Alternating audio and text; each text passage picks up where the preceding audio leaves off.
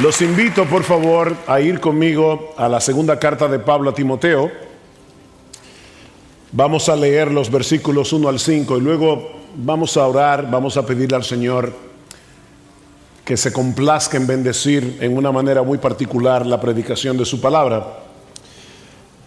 Dice así la palabra del Señor: pero debes saber esto, que en los últimos días vendrán tiempos difíciles, porque los hombres serán amadores de sí mismos, avaros, jactanciosos, soberbios, blasfemos, desobedientes a los padres, ingratos, irreverentes, sin amor, implacables, calumniadores, desenfrenados, salvajes, aborrecedores de lo bueno, traidores, impetuosos, envanecidos, amadores de los placeres en vez de amadores de Dios, teniendo apariencia de piedad, pero habiendo negado su poder.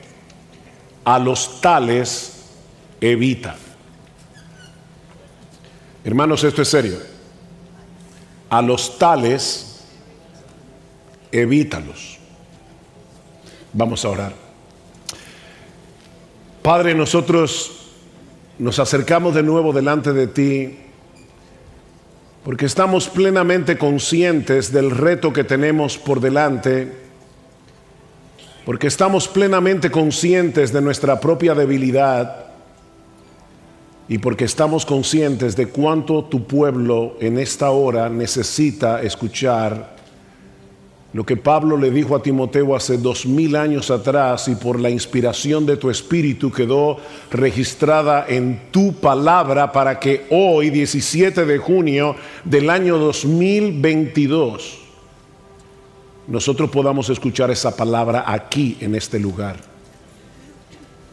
Padre, bendice tu palabra, que Cristo pueda ser exaltado en esta noche y que tu iglesia pueda ser edificada. Porque te lo pedimos en el precioso nombre de ese león que algún día rugirá. Alabamos tu nombre. Amén. Amén. Si yo les preguntara en esta noche, ¿cuál es el mayor peligro de la iglesia en el día de hoy?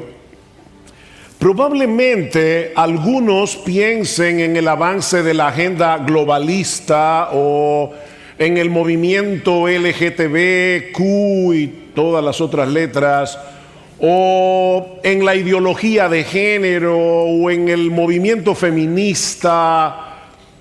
Y aunque de ninguna manera, mis hermanos, yo pretendo minimizar el peligro que estos movimientos representan para los creyentes y para la iglesia en el día de hoy, porque sería un tremendo error minimizar esos peligros. A la luz de este pasaje de segunda a Timoteo, aprendemos al menos tres cosas que no siempre son tan evidentes. Y son esas tres cosas las que yo quiero compartir en esta noche, a la luz de este pasaje. La primera es que el peligro más grande que enfrenta la iglesia hoy no es nuevo. No comenzó en el siglo XX con todos estos movimientos. No comenzó en el siglo XXI. Vean una vez más el versículo 1, lo que Pablo le dice a Timoteo en el siglo I. Pero tú debes saber esto, Timoteo, que en los postreros días, en los últimos días, vendrán tiempos difíciles. Esta frase, los últimos días, los postreros días, los últimos tiempos, no se usa en el Nuevo Testamento para referirse a los días que anteceden a la segunda venida del Señor Jesucristo. Esta frase más bien apunta hacia esa última etapa en la historia de la redención que comenzó en el día de Pentecostés, hace más de 2000 años. Ese es el argumento de Pedro al tratar de explicar los eventos milagrosos que habían sucedido en ese día, cuando vino el derramamiento del Espíritu de Dios, cuando nació la iglesia. Pedro le dice: mas esto que ustedes están viendo, esto que está sucediendo, es lo dicho por el profeta Joel. Y en los postreros días, dice Dios, derramaré mi espíritu sobre toda carne. Esta profecía se está cumpliendo aquí y ahora, les dice Pedro, delante de sus ojos. Este evento sobrenatural del derramamiento del espíritu inaugura, por decirlo así, esta última etapa de la historia redentora a la que Joel se refiere como los postreros días. En primera de Juan, capítulo 2, versículo 18, Juan advierte a sus lectores: hijitos, ya es el último tiempo. Ese periodo comenzó en el siglo I. Eso obviamente no elimina la realidad de que a medida que nos vamos acercando hacia la segunda venida del Señor Jesucristo, la maldad va aumentando en el mundo. De hecho, en este mismo pasaje, en 2 Timoteo capítulo 3, versículo 13, Pablo dice que los malos hombres irán de mal en peor, engañando y siendo engañados. Nosotros no estamos negando esa realidad, pero mis hermanos, Timoteo ya se encontraba inmerso en ese tiempo. Y es por eso que Pablo le dice: Timoteo, tú debes saber esto. Esto es algo que tú no puedes darte el lujo de ignorar. Y mis hermanos, nosotros tampoco. Que en los postreros días vendrán tiempos difíciles, vendrán tiempos peligrosos. Esta es la misma palabra que se usa en Mateo capítulo 8, versículo 28, para referirse a los endemoniados gadarenos. Y se dice de ellos que eran feroces, ahí está la palabra, eran feroces en gran manera. ¿Y cuál es la naturaleza del peligro que tanto Timoteo como nosotros tenemos que enfrentar en esta batalla? Pablo responde en el versículo 2: porque los hombres, el problema son hombres, no es la pandemia. No es la agenda globalista, por más que eso sea terrible. Son hombres con una serie de características. Pablo dice: hombres amadores de sí mismos, narcisistas, hombres avaros, amantes del dinero, codiciosos, hombres vanagloriosos, fanfarrones. Les encanta proclamar sus propios logros, buscar su propia gloria. Son soberbios, tienen una perspectiva inflada de su propio yo. Son blasfemos. Cuando hablan, deshonran a Dios, maltratan a las personas, desobedientes a los padres, tienen un espíritu rebelde, son ingratos. Ellos asumen que tienen el derecho a tener lo que no tienen y a demandar, a tener lo que tienen y a demandar lo que no tienen. Tal vez por eso proclaman tanto y declaran tanto.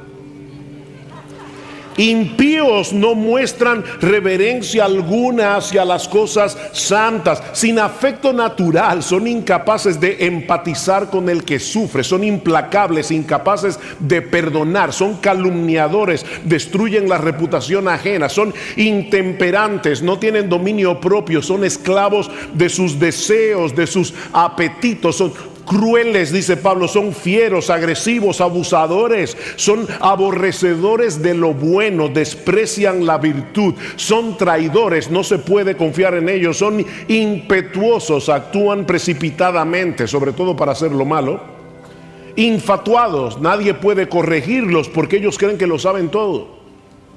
Amadores de los deleites más que de Dios, hombres que encuentran más satisfacción en los placeres temporales de este mundo que en el carácter y la obra de Dios.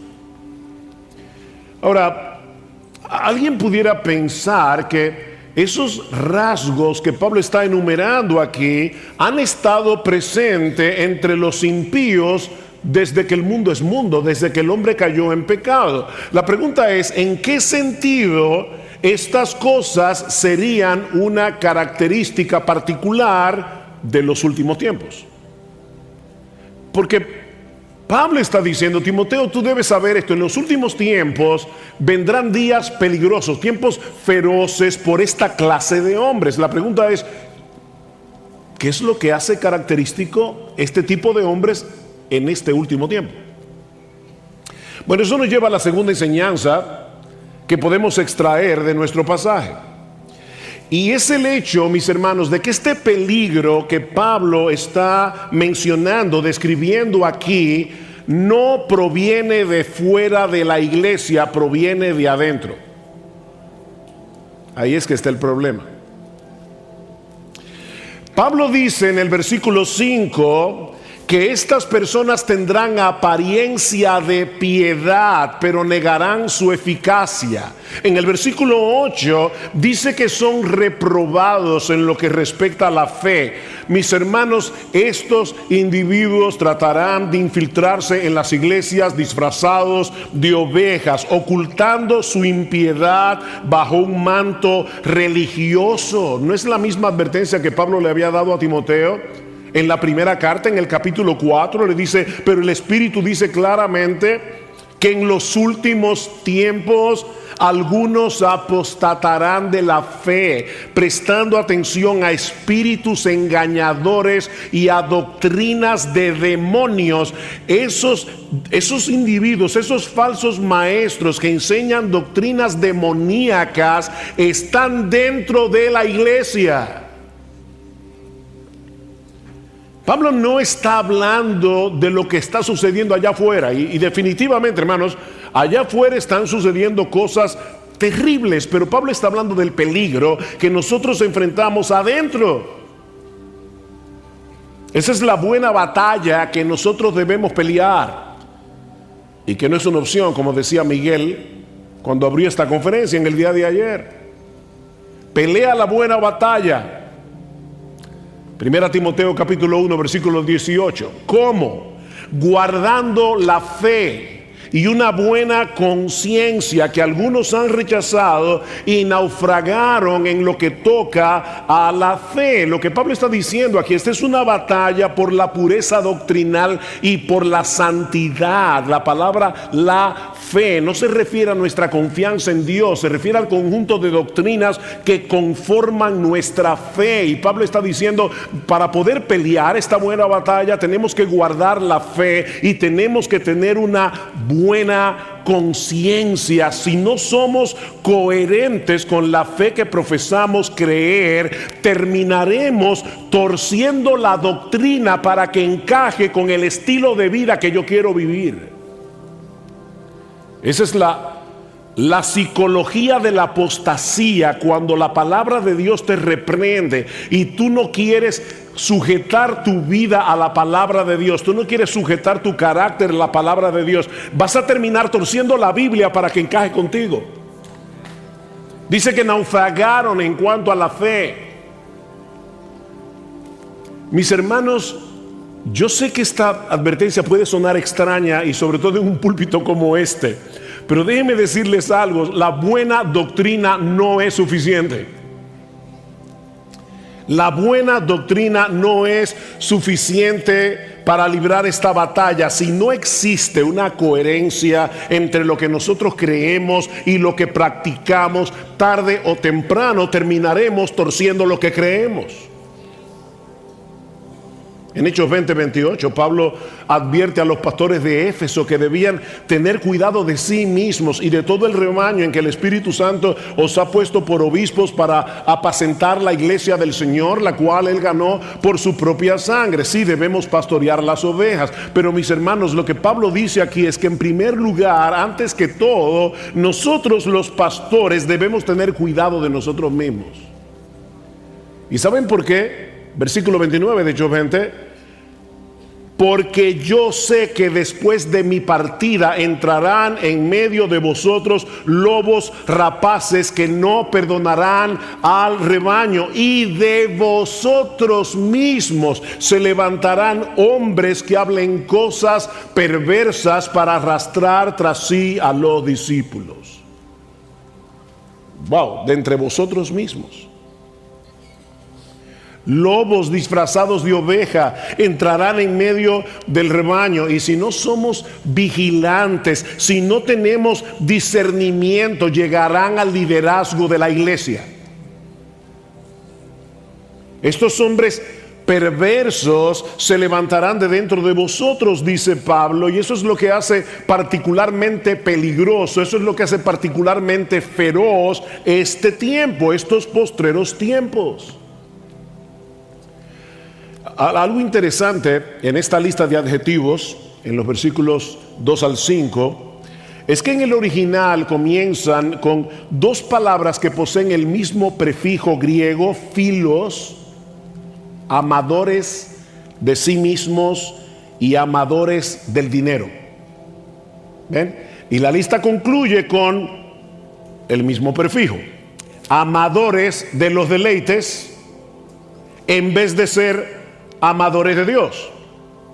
En otras palabras, el problema de esta gente es que aman lo que no deben amar y aborrecen lo que no deben aborrecer. Ellos no pueden cambiar porque no quieren cambiar, porque ellos aman lo que aman y odian lo que odian.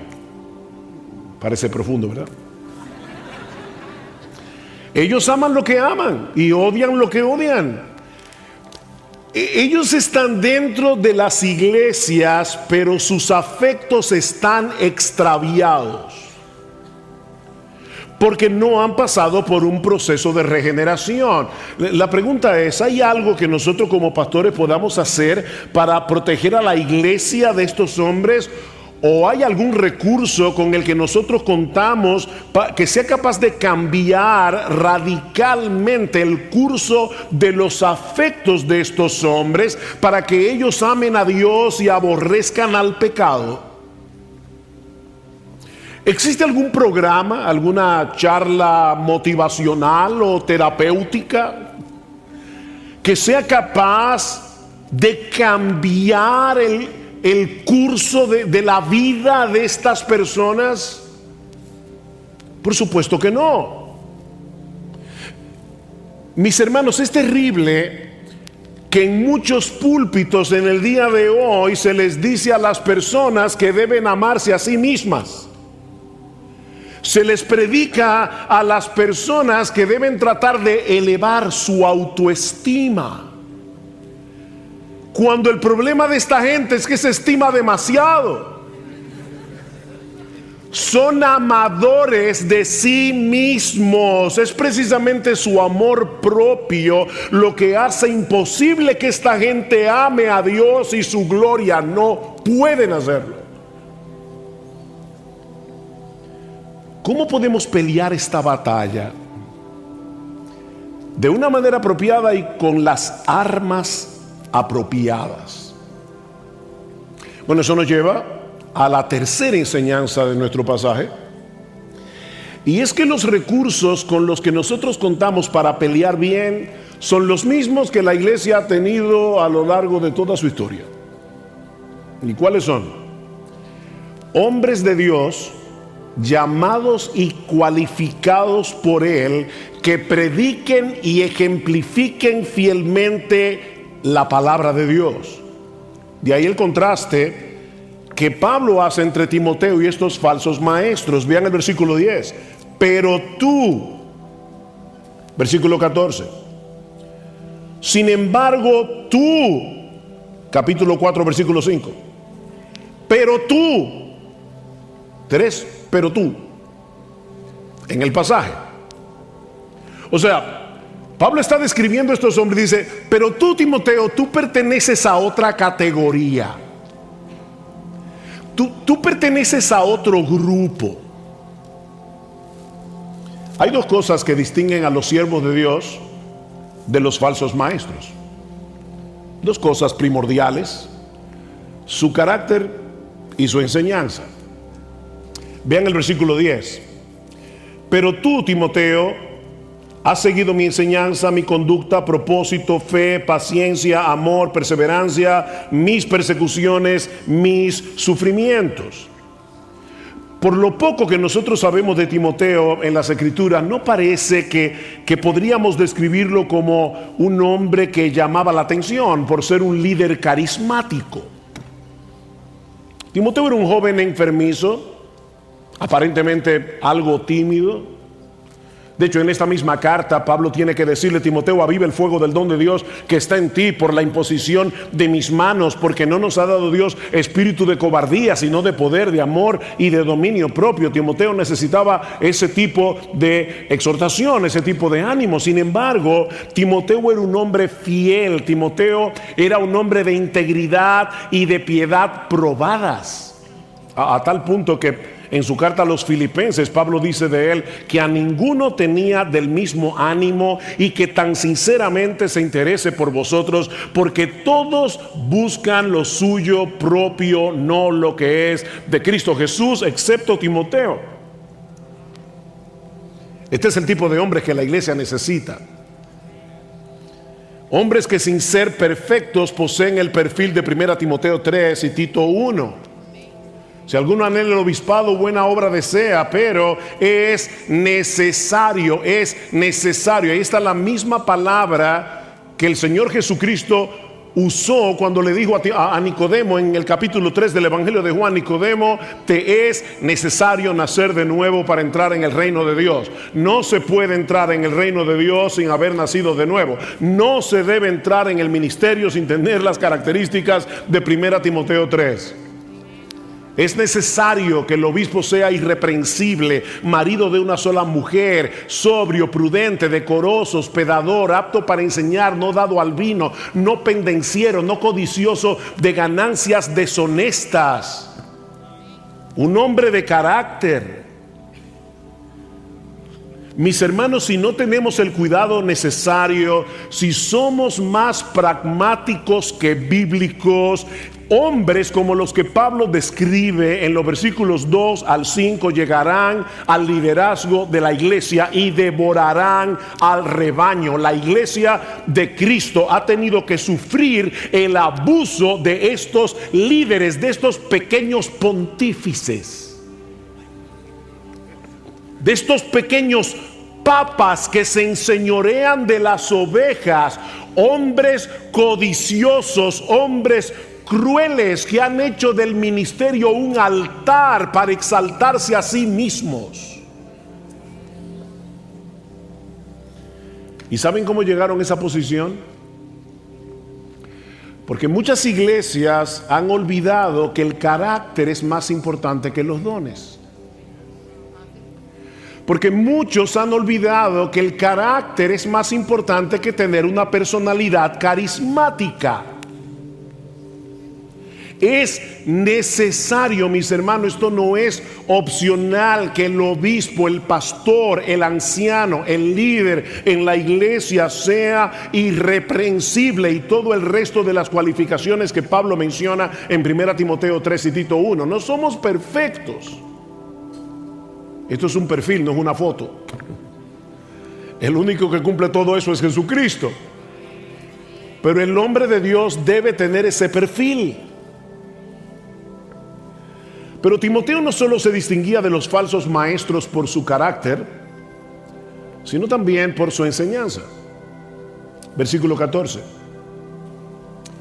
Tú, sin embargo, persiste en las cosas que has aprendido y de las cuales te convenciste, sabiendo de quienes las has aprendido. Desde la niñez has sabido las sagradas escrituras, las cuales te pueden dar la sabiduría que lleva a la salvación mediante la fe que es en Cristo Jesús. Vendrán hombres malos, Timoteo, engañadores, que irán de mal en peor, engañando y siendo engañados. Pero en lo que respecta a ti, mantente firme en esa palabra que has conocido desde que tú eras un niño, Timoteo. Y esto por 3 razones. En primer lugar, porque solo las sagradas escrituras, solo este libro, que es un libro que está vivo y es un libro poderoso y eficaz, solo este libro te puede dar la sabiduría que lleva a la salvación mediante la fe en Cristo Jesús. La Biblia no fue escrita para enseñarnos cómo vivir nuestra mejor vida ahora. No, la Biblia fue escrita para hacernos ver la necesidad de un Salvador, para guiarnos eficazmente al arrepentimiento y a la fe solo en Jesús. Y la salvación de la que Pablo está hablando aquí no es mucho más que un pasaje gratis para ir al cielo. Mis hermanos, Cristo no vino al mundo a morir en una cruz para poner una agencia de viajes. Él vino a salvarnos, y esa palabra salvación implica mucho más que el hecho de que podamos ir al cielo después de la muerte. Consiste en revertir todos los efectos de la caída para que podamos ser gradualmente transformados a la imagen de Dios que quedó distorsionada por causa de la entrada del pecado. Y por lo supuesto, esa imagen de Dios no es otro que nuestro bendito Señor y Salvador Jesucristo. Es de esa salvación que Pablo está hablando aquí. Y lo que él está diciendo es que solo la Escritura tiene el poder. Y me encantó, no voy a decir como Otto ahora que Miguel me estaba quitando el asunto, pero me encantó lo que Miguel dijo hace un momento cuando hablaba del libro, cuando ruge el león, de que la Escritura puede tomar a personas con las características que Pablo menciona en los versículos 2 al 5, amadores de sí mismos, crueles, intemperantes y todo lo demás, y convertirlas en verdaderos discípulos de Jesús. Increíble. Ese es el propósito de la palabra de Dios, mostrarnos a Cristo, para llevarnos a Cristo, para ser cada vez más semejantes a Cristo. Él es el centro de la revelación de Dios. El propósito de la Escritura es llevarnos a Jesús para ser salvos y para ser santos. Eso es lo que Pablo está diciendo en el versículo 15 de 2 Timoteo 3. Ahora, ¿cómo es posible que este libro puede hacer una obra tan portentosa en el corazón del hombre? Bueno, la respuesta la encontramos en el versículo 16. Toda escritura es inspirada por Dios y útil para enseñar, para reprender, para corregir, para instruir en justicia, a fin de que el hombre de Dios sea completo, sea perfecto, sea equipado para toda buena obra. Esa es la segunda razón por la que Timoteo debía mantenerse aferrado a la Escritura, porque este libro es la palabra inspirada, la palabra exhalada por la boca de Dios. Estamos tan acostumbrados a decir que la Biblia es la palabra de Dios que fácilmente podemos perder de vista lo extraordinario que es el hecho de que este libro sea la palabra de Dios. Este libro es la palabra de Dios, la palabra exhalada por Dios. Pero Timoteo era judío y él sabía que todo lo que Dios ha hecho desde el principio de la creación, lo ha hecho a través de ¿qué, mis hermanos? Lo ha hecho a través de su palabra. Dios se hace presente a través de su palabra. Dios actúa a través de su palabra. Él dijo en Génesis capítulo 1 versículo 3: sea la luz, y la luz fue hecha. Así de simple. Nuestro Dios es capaz de traer a la existencia cosas que antes no existían, únicamente por el poder de su palabra. Su palabra. Su palabra es viva, su palabra es eficaz. Mis amados hermanos, dejar de lado este libro para tratar de llevar a cabo el ministerio con técnicas humanas es como sustituir una bomba nuclear por un tirapiedras. Pero Pablo añade algo más.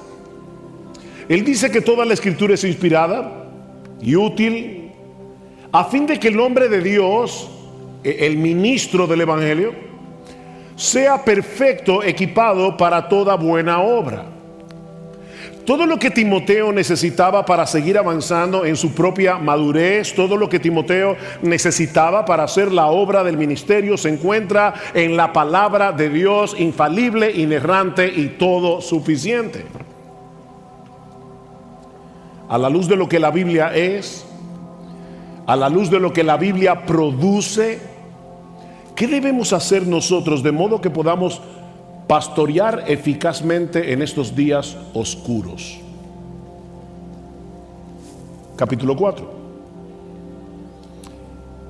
Y yo sé que hay una división de capítulos ahí, no se lleven de eso. Alguien decía que la división de capítulos la hizo un individuo que iba encima de un burro. Cada vez que el burro saltaba, dividía el capítulo ahí. Esas divisiones no son inspiradas. A veces el burro saltaba en el momento inadecuado. Porque Pablo no va a hablar de otra cosa. Él viene hablando de la Escritura, del poder de la Escritura. Y le está diciendo a Timoteo, aférrate a este libro, no te apartes de este libro.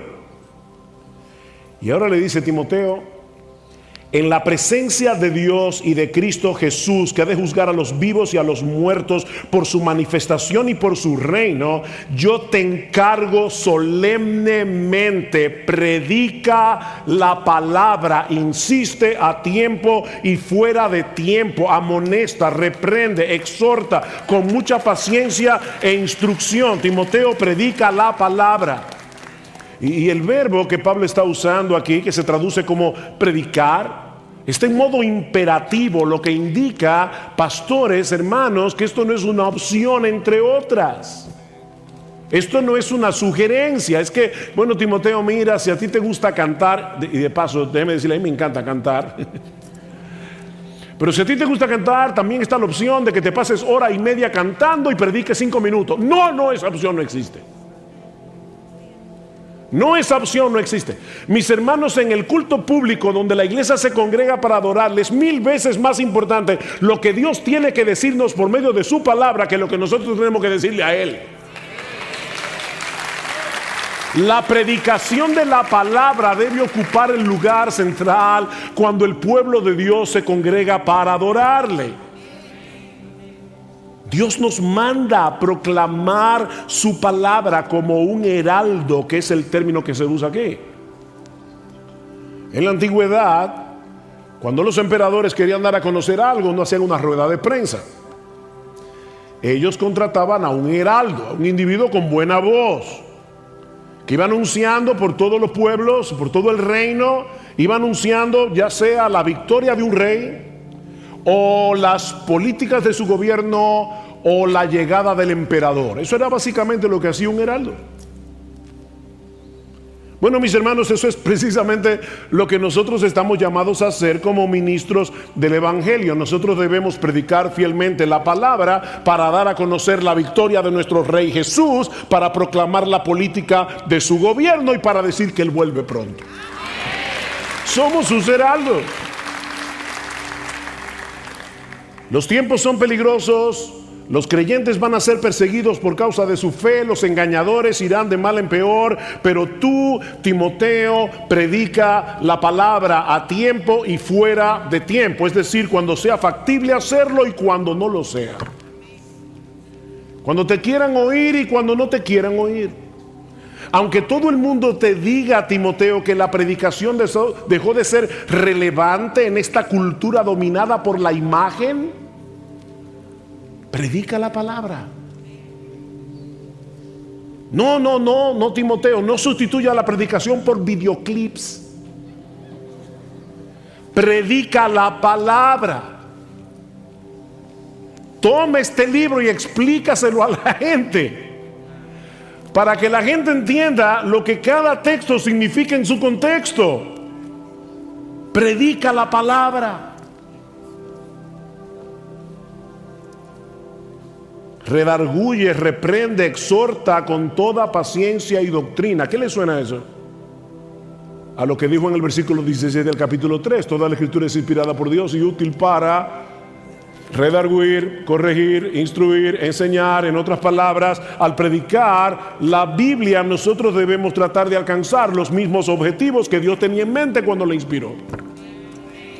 Él inspiró la Biblia para eso, nosotros debemos predicarla para eso. Pero Pablo dice, pero debes hacerlo con paciencia, Timoteo. Primero, porque los cambios no se producen de la noche a la mañana. A nosotros nos encantaría, ¿verdad?, que los pastores que predicamos del chisme y nunca más la iglesia tiene ese problema. Predicamos de lo que un hombre debe hacer como esposo y están todos los esposos poniéndolo en práctica.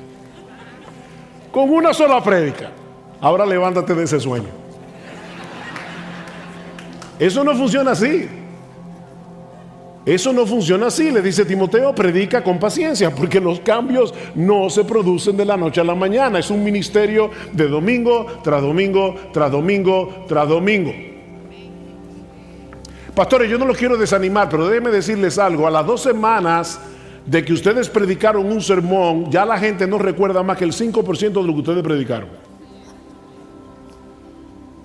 Pastor, ¿y usted me está animando para que yo predique la palabra? Bueno, sí, porque la transformación que hace el Espíritu Santo por medio de la palabra no depende de tu memoria. Nosotros predicamos la palabra, ya hay cambios que se producen allí en ese momento. Y si tú cultivas el hábito de la piedad, tú no vas a recordar que tal vez ese hábito de piedad te vino porque hace 5 años mi pastor predicó del libro de Sofonías. Pero la virtud está allí y el Espíritu Santo la fue forjando poco a poco a través de la predicación de la palabra. Es un trabajo de toda una vida. Toda una vida. Así que ten paciencia, Timoteo. Pero ten paciencia porque no todo el mundo aprecia que se les predique fielmente la palabra. Versículo 3. Porque vendrá tiempo cuando, oigan esto, hermanos, no soportarán la sana doctrina, no la van a soportar, sino que teniendo comezón de oídos conforme a sus propios deseos, acumularán para sí maestros y apartarán sus oídos de la verdad y se volverán a los mitos. Eso va a pasar en las iglesias. De no haber pasado en las iglesias, hoy no existirían los predicadores de la prosperidad. No existirían. Lo que Pablo está diciendo, mira Timoteo, o como dice Hendrickson en su comentario, el anhelo de esta gente es tener maestros que se adapten a sus propios caprichos, que se adapten a sus gustos pervertidos. Ellos no quieren escuchar a un hombre que predica fielmente las escrituras, ellos quieren que les rasquen el oído. Por eso, Timoteo, ten paciencia. Versículo 5, pero tú, una vez más, el mismo contraste, muchos no van a querer escucharte cuando expongas fielmente la escritura, pero a pesar de esto, Timoteo, tú sé sobrio en todo. Timoteo, mantente en tu sano juicio, no te dejes arrastrar por el deseo de muchos que visitan la iglesia cada semana esperando ver y escuchar cosas sensacionales y extravagantes. Nosotros no tenemos que diseñar un culto tipo Disney, es simplemente predicar la palabra. Timoteo, sé sobrio, mantente en tu sano juicio y no dejes de predicar este libro. Soporta las aflicciones. Recuerda que todos los que quieran vivir piadosamente en Cristo Jesús padecerán persecución. Y eso incluye a los que persisten en predicar la palabra cuando muchos no querrán escucharla. Haz obra de evangelista, Timoteo, en la iglesia y fuera de ella. Comparte el evangelio con los perdidos. Cumple tu ministerio como, entre otras cosas, procurando con diligencia presentarte delante de Dios como un obrero aprobado que no tiene de qué avergonzarse, que traza bien la palabra de verdad. Albert Mohler, el rector, presidente del Southern, cuenta una historia interesante de sus días como Boy Scout allá en la Florida. Él dice que tanto él como sus amigos estaban fascinados con las serpientes, por lo que necesitaron aprender a distinguir una serpiente venenosa de una que no lo era. La mayoría de las serpientes venenosas de Norteamérica se pueden distinguir por ciertas marcas en la piel. Pero hay una particular que puede ser muy engañosa, es la serpiente de coral. Esta serpiente posee diversas franjas rojas, amarillas y negras y es sumamente venenosa. El problema es que esta serpiente es casi idéntica a la serpiente rey escarlata, que es completamente inofensiva. Lo único que distingue a una serpiente de la otra es el orden de los anillos, de los colores. Para ayudar a los muchachos a distinguir una serpiente de la otra, alguien compuso un poema. El poema dice así en inglés: Red on black, safe for Jack. Red on yellow, kill a fellow. En español sería algo como esto: el rojo tocando el negro es seguro para Jack, el rojo tocando el amarillo te mata con seguridad. Dice Moller que un día, cuando él tenía como 13 años, se encontró con una serpiente multicolor con anillos rojos y negros, y se acordó del poema. El rojo tocando el negro es seguro para Jack. Pero cuando estaba a punto de agarrar la serpiente, se preguntó: ¿y hasta dónde yo puedo confiar en un poema infantil? Y decidió dejar la serpiente tranquila. Déjame hacerte una pregunta, y ahora esto es serio.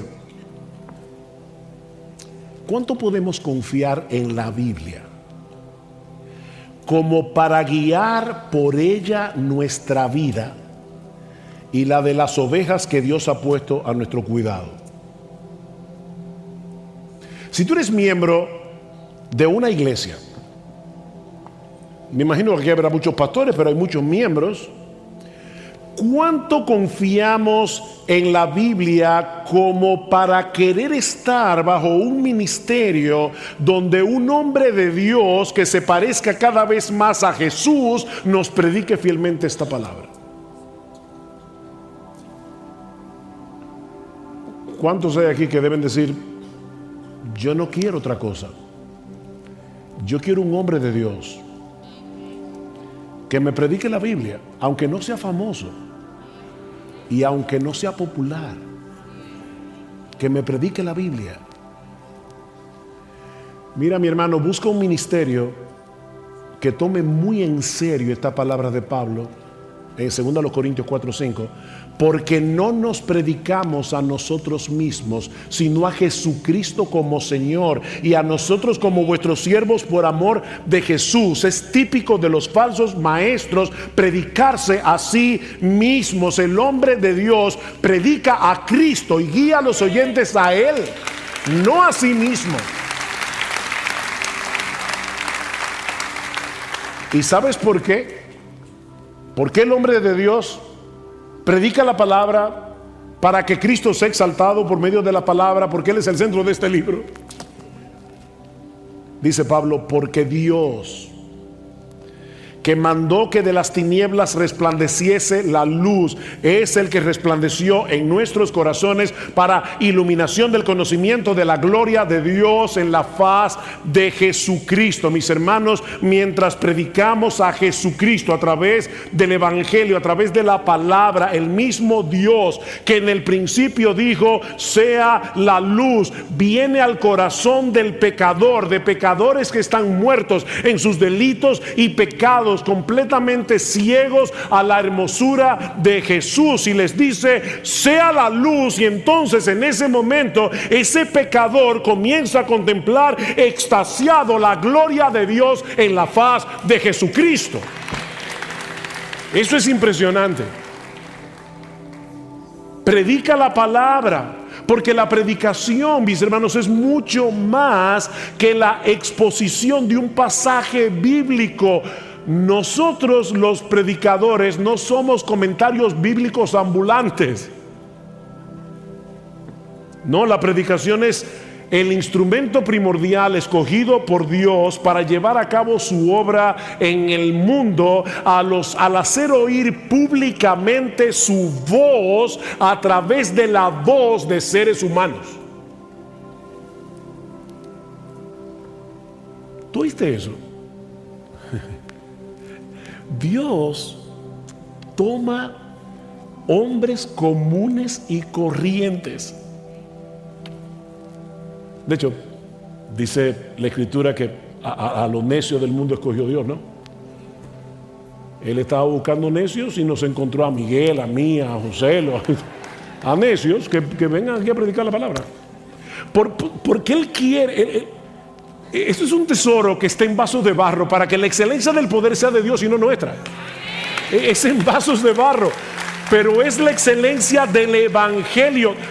Mis hermanos, a Dios le agradó, dice Pablo, primero a los Corintios, salvar a los creyentes por la locura de la predicación, porque los judíos piden señales. Oh, qué raro.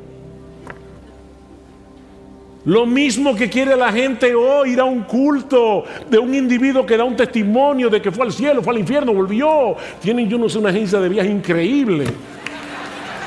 Eso es lo que la gente quiere oír.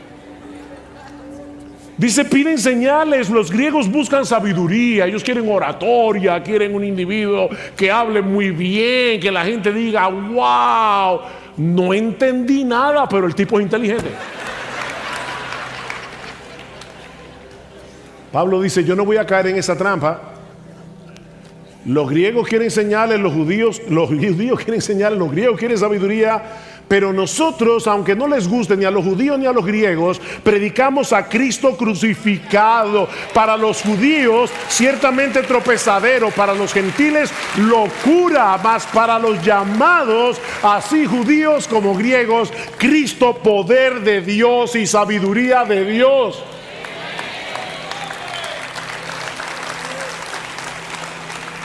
En Él están escondidos todos los tesoros de la sabiduría y del conocimiento. Ahora yo te pregunto, ¿de verdad nosotros creemos eso? ¿De verdad creemos que en Cristo están escondidos todos esos tesoros? Y que el poder de Dios es puesto al alcance de todos a través de la predicación fiel de las Escrituras, cuando Él, solo Él, es exaltado. Porque si es así, no deberíamos permitir, no, hermanos, miembros de iglesias que están aquí por su causa, no deberíamos permitir que ninguna otra cosa sustituya la predicación de la palabra de Dios cuando su pueblo se congrega para adorarle. No deberíamos permitirlo. Sí, estamos viviendo en días oscuros. Y los hombres irán de mal en peor. Pero ¿saben qué? Y quiero terminar con una nota de ánimo. Si lo miramos desde otra perspectiva, hay una realidad alentadora detrás de esta advertencia de Pablo. Si lo piensan bien, la iglesia tiene 2000 años lidiando con estos apóstatas. Porque eso es lo que implica seguir a Jesús. Dice el Señor, aquel que no renuncia a todo lo que posee no puede ser mi discípulo. ¿Significa eso que tú tienes que dejar tu negocio igual que hicieron los discípulos originales? No. Lo que eso significa es que a partir de ese momento ni tu negocio, ni nada, ni tu cuenta bancaria está por encima de Jesús. Tu confianza no está en tu dinero depositado en un banco con un superinterés. Tu confianza está depositada únicamente en Jesús. A partir de ese momento ellos estaban matriculando en una especie de academia ambulante. Dice en Marcos capítulo 3 versículo 14 que Jesús llamó a 12 para que estuvieran con Él y para enviarlos a predicar. ¿Se dan cuenta?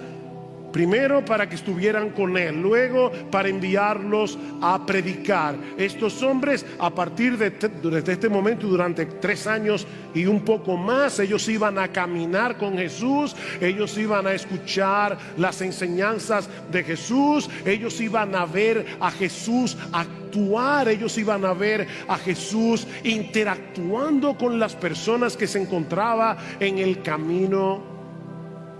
Y todo eso era parte del currículum. Ellos iban a ver a Jesús lidiando con el ataque constante de los fariseos. Ellos verían a Jesús teniendo compasión de los necesitados. Ellos iban a ver a Jesús juntándose con los despreciados publicanos, juntándose con prostitutas. Y todo eso estaba calando en la mente y el corazón de estos hombres. Cada palabra, cada acción, cada mirada de compasión, cada reprensión de Jesús era una lección viva para ellos. ¿Qué escuela? Jesús no estaba formando discípulos teóricos. Jesús estaba formando hombres que iban a reflejar su carácter. Estaba formando hombres que debían absorber sus opiniones, hombres que deberían llegar a pensar y actuar como Jesús. En otras palabras, mis hermanos, Jesús llamó a estos hombres para enseñarles a ser como Jesús. Ese es el currículum. Jesús iba a enseñarles a ser como Jesús. Y ¿sabes qué, mi amigo? Ese es el mismo llamado que Jesús te hace hoy por medio de la predicación del Evangelio. Aunque Él no está físicamente presente con nosotros hoy, nosotros podemos ver a Jesús, podemos verlo en las páginas de los Evangelios, podemos escuchar sus enseñanzas por medio de su palabra, podemos realmente seguirlo a Él. Este es un llamado a abandonar cualquier cosa. Óyeme bien, mi hermano, mi amigo. Este es un llamado a abandonar cualquier cosa que compita con Jesús por el lugar supremo en tu corazón. Ven que no se puede ser seguidor de Jesús a medio tiempo. Dice el Señor en Mateo 16:24: si alguno quiere venir en pos de mí, niéguese a sí mismo, tome su cruz y sígame. La conversión implica un cambio de lealtades. La conversión implica un traslado de nuestra confianza, de nuestra dependencia. Antes confiábamos en cosas terrenales como el dinero, la reputación, las tradiciones religiosas o incluso en nuestra propia capacidad. Pero ahora estamos transfiriendo nuestra lealtad, estamos transfiriendo nuestra confianza únicamente, absolutamente, exclusivamente a la persona de Jesús. Es por eso que este es un llamado que comienza con el arrepentimiento, que dicen en Mateo 4:17: desde entonces comenzó Jesús a predicar, a decir: arrepentíos, porque el reino de los cielos se ha acercado. Y lo mismo vemos en la pesca milagrosa. ¿Recuerdan cuando Pedro estaba allí sacando las redes? Las redes se estaban rompiendo, llenas de peces, y de repente Pedro cae en la cuenta de lo que significa este milagro. Él dice: esta persona que está delante de mí no puede ser un mero hombre. Yo estoy delante de la presencia de Dios mismo. Y dice que Pedro se postra y dice: apártate de mí, Señor. Al principio le había dicho: maestro, toda la noche hemos estado pescando y no sacamos nada. Pero ahora de repente Pedro dice: si este hombre es capaz de mirar a lo profundo del mar y es capaz de llamar soberanamente a los peces para que se metan en las redes, este hombre también puede ver en lo profundo de mi propio corazón. Apártate de mí, Señor, yo soy un hombre pecador. Este camino del discipulado necesariamente comienza con el arrepentimiento.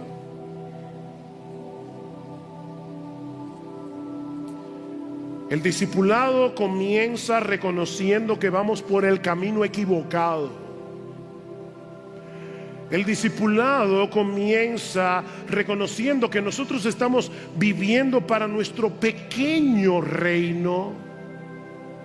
haciendo nuestra voluntad, buscando nuestra propia gloria, y tú decides dar media vuelta y poner toda tu confianza en Jesús para el perdón de tus pecados, pero no solamente para eso, sino también para que Él se encargue por completo del curso de tu vida.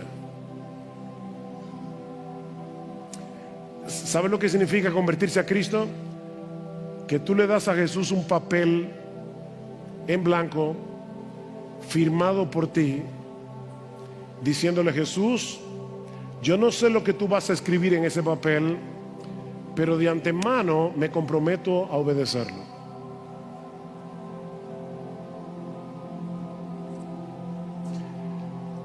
Los seguidores de Jesús van detrás de Jesús, eso es obvio. Los seguidores de Jesús van detrás de Jesús en el camino de la obediencia a la voluntad de Dios. No siempre seguir a Jesús te va a llevar por el camino que más te gusta, pero ahí es que entra en juego la fe. Señor, yo no entiendo por qué me estás llevando por este camino tan empinado. Yo no entiendo por qué me estás llevando por este camino tan doloroso. Yo no entiendo por qué me estás llevando por este camino tan peligroso. Pero ¿sabes qué, Señor? Yo te estoy siguiendo a ti. Por donde tú vayas iré, lo que tú me pidas haré. No porque confío en mis propias fuerzas, porque no confío en eso. Confío en la dependencia, en el poder del Espíritu Santo obrando en mí. Y no lo voy a hacer, Señor, para ganarme tu favor. Yo no te estoy diciendo: Señor, yo estoy dispuesto a seguirte para que tú me salves. No, mi amigo, óyeme bien. Tú no tienes que hacer eso para ganarte el favor de Jesús. Tú no tienes que obedecer la voluntad de Dios para ganarte el favor de nadie. Tú tienes que hacer eso, si eres cristiano, porque ya fuiste favorecido por Dios de pura gracia, gratuitamente. Pero ese es el llamado: ir detrás de Jesús. Es un llamado a la muerte del yo, para comenzar a vivir una nueva vida, que es la vida de Cristo en mí. Con Cristo estoy juntamente crucificado, ya no vivo yo, mas vive Cristo en mí. Y lo que ahora vivo en la carne, es decir, en este cuerpo terrenal, lo vivo en la fe del Hijo de Dios, el cual me amó y se entregó a sí mismo por mí. Lucas 9:23 dice el Señor: y decía a todos, ven, no simplemente a una élite de super cristianos en la iglesia. No hay dos clases de discípulos, hay una sola clase de discípulos. Son aquellos que se han arrepentido de sus pecados y que confían únicamente en Jesús, siguen únicamente a Jesús. Y decía a todos: si alguno quiere venir en pos de mí, si alguno quiere venir, cualquiera, el que quiera venir en pos de mí, niéguese a sí mismo, tome su cruz cada día y sígame. ¿Y por qué ese énfasis en cada día? Bueno, porque el pecado todavía mora en nosotros, y cada día nosotros vamos a ser tentados a bajarnos de la cruz. Es cada día. Los discípulos de Jesús tienen una lucha a muerte todos los días. Una lucha a muerte contra patrones de pecados, una lucha a muerte contra ambiciones egoístas, una lucha a muerte incluso, escuchen esto, contra cosas buenas que están amenazando nuestra lealtad a Jesús. Porque si tú le estás dando a una cosa buena, como tu esposa, tu familia, etcétera, si tú le estás dando tu lealtad a una cosa buena, pero por encima de tu lealtad a Jesús, eso se llama idolatría. Has convertido esa cosa buena en un ídolo. Y ahora yo te pregunto, honestamente, ¿tú estás siguiendo a Jesús?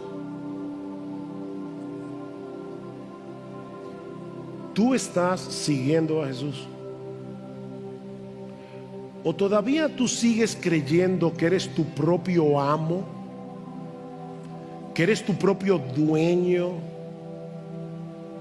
¿Que eres tu propio Señor? Porque si es así, mi amigo, arrepiéntete y ven a Jesús.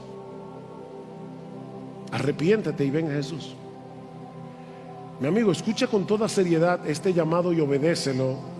Y obedécelo cuanto antes, porque es un llamado urgente.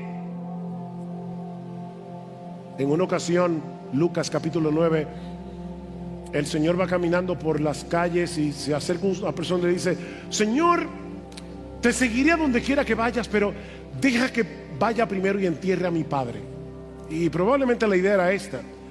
Para un judío, otra vez, la lealtad a la familia era muy fuerte. O sea, no era simplemente que el padre se había muerto y él quería ir al mortuorio. Probablemente lo que le está diciendo es: Señor, mi padre no se ha muerto y yo no quiero darle ese dolor. Yo quiero estar ahí con él hasta que se muera. Cuando yo te lo entierro y te sigo.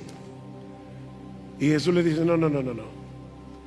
Deja que los muertos entierren a sus muertos y tú ven y sígueme. Esto es un asunto urgente. Mi amigo, esto es un asunto de vida o muerte. El día de la salvación es aquí ahora para ti.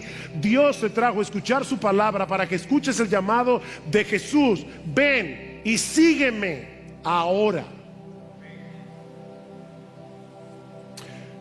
Pero ya dijimos que este es un llamado a seguir a Jesús, pero también es un llamado a ser transformados por Jesús.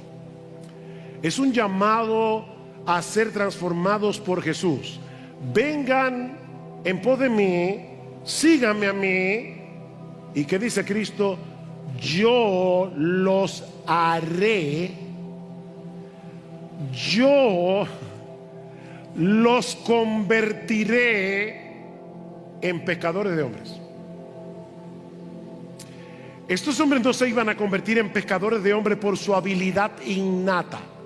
No era que, bueno, Pedro y Andrés, Juan y Jacobo, ustedes son buenos en la pesca, así que seguramente cuando vengan y me sigan, ustedes van a ser buenos pescando hombres. No, dice Jesús, eso depende completamente de mí. Vengan en pos de mí, síganme a mí, aprendan de mí, y en el camino yo me voy a encargar de convertirlos, yo me voy a encargar de transformarlos, yo me voy a encargar de capacitarlos para que ustedes se conviertan en pescadores de hombres. Esto no depende de vuestra propia inteligencia. Esto no es por la fuerza de voluntad. No, Cristo mismo iba a transformarlos en instrumentos útiles para el reino de Dios. ¿No te alienta eso, mi hermano? Nosotros nos vemos tan débiles. Bueno, mira a Pedro en la Biblia. Tú quieres un hombre más impulsivo, que haya metido más la pata que Pedro. Y precisamente fue a ese hombre que Cristo lo convirtió en uno de los instrumentos más poderosos para predicar el evangelio a los judíos y a los gentiles. Es Jesús. La clave no está en ti. La clave no está en tus capacidades innatas. La clave está en Jesús. El discipulado es una obra de la gracia de Dios. ¿Qué dice Pablo en Filipenses 1:6? Dice: el que comenzó en vosotros la buena obra, Él la perfeccionará hasta el día de Jesucristo. Ven, Él comenzó la obra, no fuiste tú. Y por lo tanto Él la completará, no tú. Jesús es el que llama soberanamente. Jesús es el que nos capacita. Jesús es el que dirige nuestras vidas hacia el propósito que Él tiene para cada uno de nosotros. Es una obra de transformación progresiva por medio del Espíritu Santo, aplicando en nosotros con poder su palabra para hacernos cada vez más como Jesús y para convertirnos en instrumentos de Jesús. Cuando Cristo llamó a Pedro, a Juan, a Andrés, a Jacobo y a Juan, mis hermanos, nadie iba a prever lo que él iba a hacer con ellos. Hay una historia muy simpática, una leyenda de que Jesús llega al cielo ya después que terminó su obra, ya resucitó, ascendió, está sentado a la diestra del Padre, y los ángeles le dicen: bueno, Señor, ¿y ahora qué? Dice: bueno, que yo voy a transformar el mundo entero con el Evangelio. El Evangelio va a llegar hasta lo último de la tierra. ¿Y cuál es tu plan? ¿No? Con esos 12 hombres que están ahí.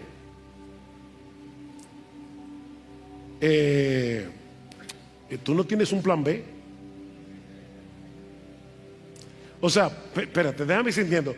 Con Pedro, el que te negó, con los otros que salieron corriendo en la resurrección, en la crucifixión. O sea, con esos que el día antes de tú ser arrestado estaban discutiendo entre ellos cuál iba a ser mayor en el reino de los cielos. O sea, de verdad, señores, con esos 12 hombres que tú vas a cambiar el mundo. Piénsenlo. No era precisamente un dream team. ¿Tú no tienes un plan B? No. Hay solo un plan A, y es el único.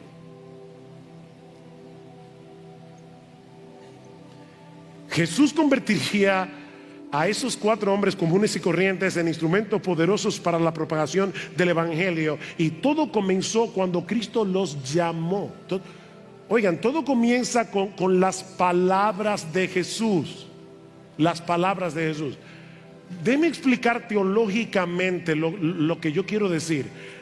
Así como en la creación inicial Dios habló y el universo fue formado, aquí Jesús habla con autoridad: sígueme, y produce una nueva creación en la vida de sus discípulos. Eso fue lo que Jesús hizo en tu vida. 2 Corintios 5:17: si alguno está en Cristo, nueva criatura es. El texto dice literalmente: si alguno está en Cristo, nueva creación es. Es una nueva creación. Efesios 2:10: porque somos hechura suya, creados en Cristo Jesús para buenas obras, las cuales Él preparó de antemano para que anduviésemos en ellas. Es por eso que al final de la historia Jesús se llevará toda la gloria. Es Jesús. Lo que estoy diciendo, mis hermanos, es que Jesús no solo nos llama a vivir para un propósito, sino que nos recrea para que seamos capaces de cumplir el propósito.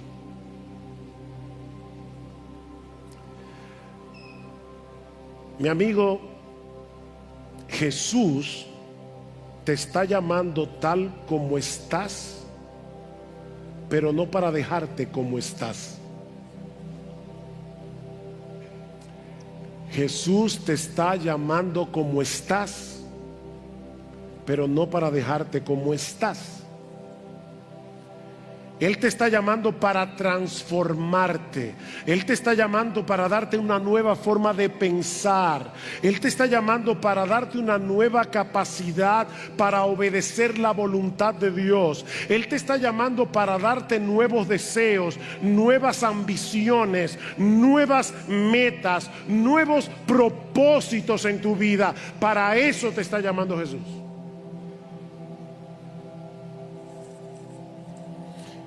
Él te está llamando a una nueva dependencia. O sea, en vez de tú seguir dependiendo de tus propias capacidades o en cualquier otra cosa, Él te está llamando para que desde ahora en adelante tú dependas de Él, para que Él te cambie, para que Él te dé la capacidad de obedecer, para que Él te capacite a servirle en su reino. ¿Qué dice el salmista? Encomienda al Señor tu camino y confía en Él y Él hará.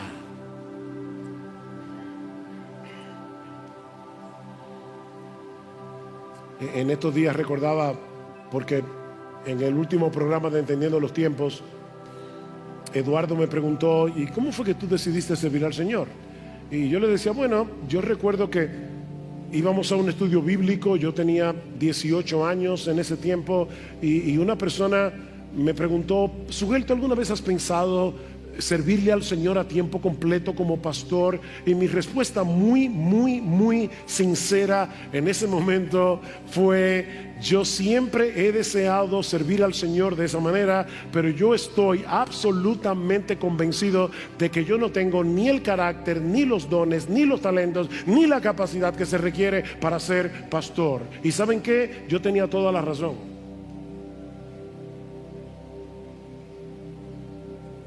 Hay un programa que se llamaba, yo no sé si eso todavía está vigente, Factor X. ¿Lo han visto? Factor X, Factor X.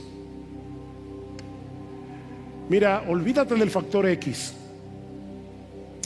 Incorpora en tu vida el Factor Jesús. Porque es Jesús el que va a hacer el cambio. Es Jesús el que te va a dar la capacidad. Es Jesús el que te va a hacer un instrumento útil en sus manos. Pablo le dice a Timoteo: Timoteo, tú, hijo mío, fortalécete en la gracia que hay en Cristo Jesús. Y esta palabra fortalécete es interesantísima, porque conlleva la idea de ser capacitado, o una palabra que está muy de moda hoy, empoderado. Solo que en este caso no es en nuestras propias fuerzas, sino en una fuente de poder externa. Sé empoderado por medio de una fuente de poder externo, que es, en este caso, la gracia que se encuentra en Cristo Jesús. Hijo mío, fortalécete, empodérate en la gracia que es en Cristo Jesús. ¿Qué significa eso? Reconocer nuestra debilidad, nuestra impotencia, y depender completamente del poder que Cristo provee. Mis hermanos, esto en la práctica es una práctica diaria de humillación. Humillarnos: Señor, yo no puedo. Es una práctica diaria de humillación, de orar, de buscar su presencia, de actuar en fe, confiando en que su gracia es suficiente para hacer lo que Él quiere que yo haga.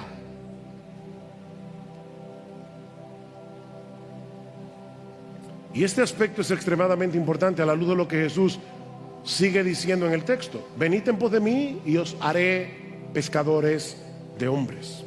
Y este es el tercer elemento del llamado que hemos visto hasta aquí. Este es un llamado a seguir a Jesús, es un llamado a ser transformado por Jesús, es un llamado a abrazar la misión de Jesús. La misión de Jesús. ¿A qué vino Jesús? A pescar hombres para el reino. El Hijo de Dios dejó su trono en el cielo, dejó la gloria, para venir a rescatar pecadores. Y ahora está diciendo: ustedes son mis discípulos, tienen que abrazar mi misión. Yo vine a ser pescador de hombres, ustedes serán hechos por mí pescadores de hombres. Mis hermanos, la conversión en discípulos de Jesús no es un fin en sí mismo. Es el inicio de una nueva misión de vida: llegar a ser pescadores de hombres. Y aquí tenemos que volver al pasaje de Lucas 5 otra vez, porque allí se ilustra lo que implica este aspecto del llamado de Jesús. Recuerden la historia otra vez. Pedro y los demás se han pasado la noche pescando, no han sacado nada. Pero Señor, en tu palabra echaré la red. Y sacan una cantidad de peces tan grande que dice Lucas que era una multitud de peces. Esa es la idea de la palabra original. Esa es la misma palabra que Lucas va a usar más adelante en el libro de los Hechos, cuando el evangelio comienza a extenderse y grandes multitudes de hombres y mujeres eran añadidas al Señor. Es exactamente la misma palabra. Por ejemplo, en Hechos 5:14 dice: los que creían en el Señor aumentaban más, gran número. Ahí está la palabra de Lucas 5, gran número, así de hombres como de mujeres. O 14:1, una gran multitud. Ahí está la palabra otra vez. Así que el milagro de la pesca apuntas a la realidad de que Jesús tiene el poder y tiene la autoridad para reunir multitudes de personas y traerlas arrepentidas y creyentes a su reino. Solo que esta pesca de hombres obviamente no es como la pesca de peces. Los peces se atrapan para ser comidos, pero los hombres son capturados por el evangelio para ser salvados. Jesús no nos envía a pescar a la gente para explotarlas. Es para traerlos hacia Él, para que encuentren descanso en Él. Venid a mí todos los que estáis trabajados y cargados, yo los haré descansar. Es para que encuentren gozo en Jesús, Juan 15:11. Es para que encuentren perdón y vida eterna, Juan 3:36. Así que, hermanos, este milagro en el mar de Galilea fue una especie de parábola viviente. Era una especie de declaración del propósito eterno de Dios de reunir a un pueblo para su gloria. Un propósito que no depende de nuestras habilidades, de nuestros esfuerzos, sino de la palabra autoritativa de Jesús y del poder de Jesús. Señor, no hemos pescado nada, pero en tu palabra echaré la red. Tal vez tú estás cansado de predicar el evangelio a tus amigos. Tal vez estás cansado de compartir el evangelio con tu familia y piensas que eso no está dando ningún resultado. Bueno, ya tú tienes la noche entera pescando y no has sacado ni una sardina, pero sigue echando la red, confiando en el poder de la palabra de Jesús. No te canses. Yo no sé cuántos de ustedes alguna vez han salido a pescar, pero se requiere mucha paciencia para pescar. Y no siempre se pesca lo que tú quieres. Yo me acuerdo una vez que había salido con Lester y su familia a Nisibón y fuimos al mar a pescar, pero desde la orilla, y pasó algo sorprendente. Yo sé que los pescadores son mentirosos muchas veces, pero créanme esta historia. Yo cogí mi caña, le puse su gusanito, eran sardinitas que habíamos sacado con una red, y cuando tiré la caña de pescar, ¿saben qué pesqué? Una gaviota. La gaviota vino, agarró el pescado, se lo llevó, y ahí estaba yo mirando cómo el ave se llevaba la carnada. No siempre se pesca lo que uno quiere, pero sal a pescar. Sal a pescar. Cristo promete en Mateo 16:18 que Él iba a edificar su iglesia y que las puertas del Hades no prevalecerán contra ella. Mi hermano, eso no depende de ti ni de mí, eso depende de Él. Ahora, ¿cómo va a cumplir Jesús esta promesa? ¿Cómo es que Jesús está hoy edificando su iglesia? A través de hombres y mujeres que Él ha llamado a seguirlo y que Él los ha convertido en pescadores de hombres. Mi hermano, tú estás aquí hoy en la mañana porque hubo alguien, yo no sé quién, pero hubo alguien que compartió contigo el evangelio. Hubo alguien que salió de su zona de confort, que salió de su zona de seguridad y fue a pescar y te habló a ti. Tal vez te invitó a la iglesia. Tal vez tenía un estudio bíblico en su casa. Queremos que proliferen otra vez los estudios bíblicos evangelísticos en las casas. Tú estás aquí porque alguien te predicó. Bueno, da de gracia lo que tú recibiste de gracia. Si eres un discípulo de Jesús, un seguidor de Jesús, esa es tu nueva misión en el mundo. Estás aquí en gran medida para ser un pescador de hombres.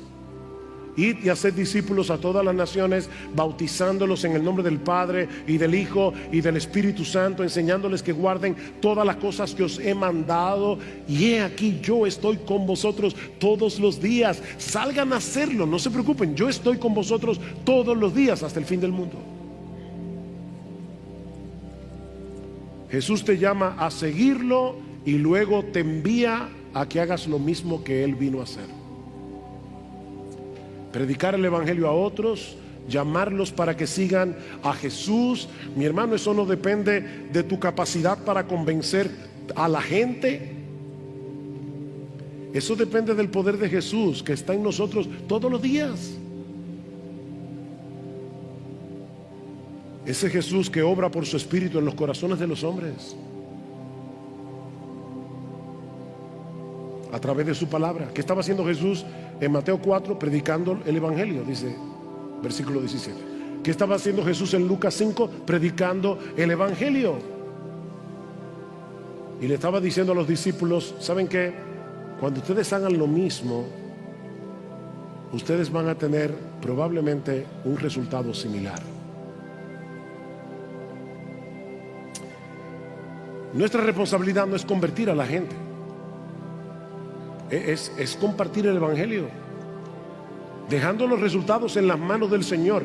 Y mi hermano, no te sientas desanimado cuando tú no veas los resultados que deseas, porque no siempre nos toca a nosotros ver el final de la obra que Dios está haciendo.